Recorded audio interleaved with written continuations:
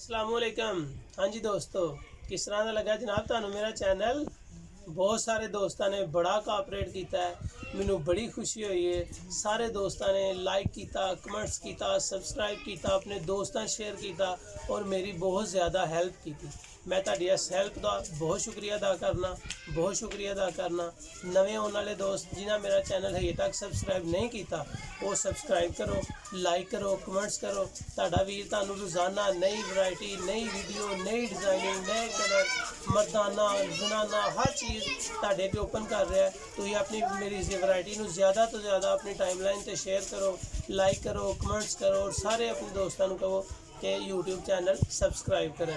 बहुत ज़्यादा शुक्रिया। मैं सिर्फ तुहाडा शुक्रिया अदा करने वास्ते छोटी सी वीडियो बनाई है तो मैनू उम्मीद है कि तुसीं मेरे नाल चलते रहोगे, मेरे चैनल को सब्सक्राइब करोगे, लाइक करोगे, कमेंट्स करोगे। अपनी दुआ च याद रखो। बहुत शुक्रिया। अल्लाह हाफिज़।